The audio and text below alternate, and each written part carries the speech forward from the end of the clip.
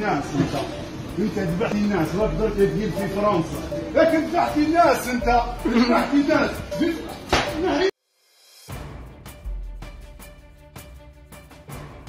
Salam à tous et bienvenue sur Maroc 24. N'oubliez pas de vous abonner et d'activer la cloche pour ne rien manquer de nos prochaines vidéos. Aujourd'hui, le vendredi 1er septembre 2023, on va aborder la récente initiative du ministère public de la Confédération helvétique qui a créé un véritable séisme politique en décidant de transférer le dossier d'accusation du général algérien à la retraite Khaled Nezzar au tribunal pénal fédéral où il sera jugé pour crimes de guerre et crimes contre l'humanité. Cette mesure a provoqué une véritable onde de choc au sein de la junte militaire. En réaction, le ministère algérien des Affaires étrangères n'a pas tardé à brandir la menace d'une rupture des relations diplomatiques avec la Suisse. Restez avec nous pour plus de détails, c'est une chronique du journaliste Mohamed Oueldebouah publiée sur le 360. L'Algérie a réagi à la décision du procureur général de la Confédération suisse de transmettre le dossier d'accusation du général à la retraite Khaled Nezzar au tribunal pénal fédéral, en vue d'y être jugé pour crimes de guerre et crimes contre l'humanité, suite aux plaintes de plusieurs dizaines de victimes algériennes déposées depuis 2011. Dans un communiqué diffusé hier jeudi 31 août par l'agence de presse du régime d'Alger, APS, le ministère algérien des Affaires étrangères dresse un réquisitoire contre l'un des meilleurs systèmes judiciaires au monde, en accusant la justice helvétique d'avoir fait preuve d'irresponsabilité, en s'arrogeant le droit absolu pour juger des politiques d'un État souverain et indépendant. Ce communiqué, en plus d'ignorer le principe de la compétence universelle des États en matière de crimes de guerre, pointe du doigt bizarrement une lecture révisionniste de l'histoire. Et se plaint que la justice suisse a offert avec beaucoup de légèreté une tribune aux terroristes, à leurs alliés et à leur soutien pour tenter de discréditer le combat honorable de notre pays contre le terrorisme, de jeter l'opprobre sur ceux qui lui ont fait face, et de souiller la mémoire de ceux qui sont tombés en lui résistant. Qualifiant indirectement Khaled Nezzar de héros de la lutte antiterroriste lors de la guerre civile algérienne, où l'on se demandait pourtant, qui tuait qui, le ministre algérien estime que l'accusation qui vise l'ex-ministre algérien de la Défense a atteint les limites de l'inadmissible et de l'intolérable, et que le gouvernement algérien est déterminé à en tirer toutes les conséquences, y compris celles qui sont loin d'être souhaitables pour l'avenir des relations algéro-suisses. L'Algérie va-t-elle donc mettre à exécution ces menaces à peine voilées de rupture des relations diplomatiques avec la Suisse, sachant que la décision de juger Khaled Nezzar n'est plus susceptible du moindre recours en annulation?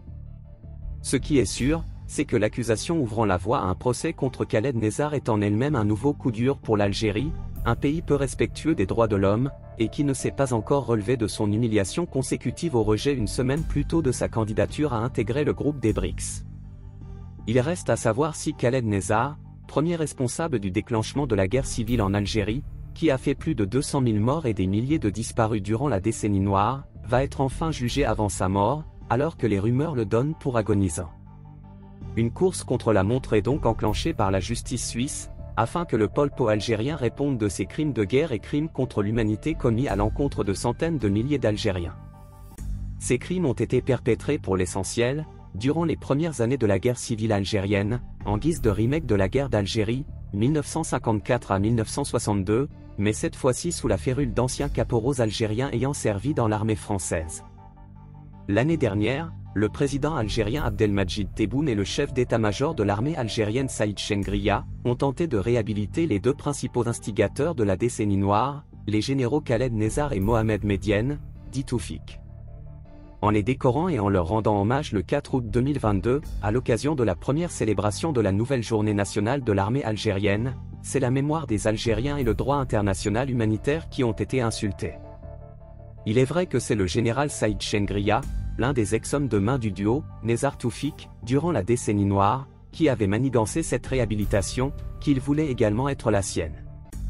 Chengria pensait ainsi pouvoir redorer son blason aux yeux des Algériens, qui n'ignorent pas son passé de criminel de guerre et sa responsabilité dans l'emprisonnement et la torture des 300 prisonniers politiques actuellement détenus en Algérie, sans parler de sa violente cabale contre ses adversaires au sein même de l'armée.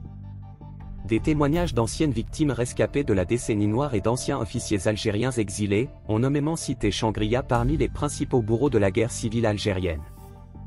Dans Printemps du terrorisme en Algérie, témoignages et vérités sur les crimes horribles du DRS, à Omar Rami rescapé des centres de la mort, cite les principaux instigateurs du carnage des années 1990. Il mentionne ainsi les noms des généraux Khaled Nezzar, Mohamed Medienne dit Toufik, Abdelkader Mejahed, Djebar Mena, actuel chef des renseignements extérieurs, et Saïd Chengria, actuel patron de l'armée algérienne, pour ne parler que de ceux qui sont encore en vie. De même, Habib Souedia, ancien officier parachutiste actuellement exilé en France, a publié en 2001 un livre témoignage intitulé « La sale guerre », le témoignage d'un ancien officier des forces spéciales de l'armée algérienne. Il y rapporte que Saïd Chengria, colonel à l'époque et sous les ordres duquel il travaillait, avait l'habitude de torturer et d'exécuter froidement devant ses troupes tout homme qu'il suspectait d'être un islamiste ou opposant. Il cite ainsi l'exemple d'un civil désarmé et innocent, rencontré de nuit par une patrouille motorisée de dizaines de soldats, et que Chengria a abattu d'une balle dans la tête en pleine rue, sans la moindre raison. Au moment de la parution du livre de Habib Souedia, 2001, Saïd Chengria était un illustre inconnu. Ce qui laisse peu de doute sur la véracité du témoignage de l'auteur du livre témoignage. Ouvrir un procès contre Nezzar, c'est donc éclabousser immanquablement la majorité du commandement actuel de l'armée algérienne, dont les crimes et les tortures sont des pratiques courantes. Sauver le soldat grabataire Nezzar, c'est sauver l'establishment militaire et les protagonistes de la décennie noire, dont le chef d'état-major Saïd Chengria. D'ailleurs, les protagonistes de la décennie noire encore en vie sont aujourd'hui remis en selle pour servir d'épouvantail contre le Irak en particulier, et les opposants au régime militaro-politique de tous bords en général. Il en est ainsi de la remise en service des anciens officiers barbouzes de l'ex-puissant DRS comme Abdelkader Haït Warabi, dit Général Hassan, Abdelhamid Hossein Boulaya alias l'émir du DRS, sans oublier le général Djebar Mena. Ce sont justement ces personnes auxquelles fait allusion l'acte d'accusation contre Nezzar, transmis au tribunal pénal fédéral mardi dernier.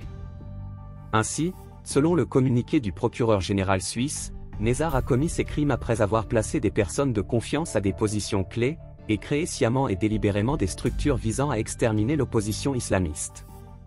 Ces personnes ont commis des crimes de guerre et une persécution généralisée et systématique des civils accusés de sympathiser avec les opposants.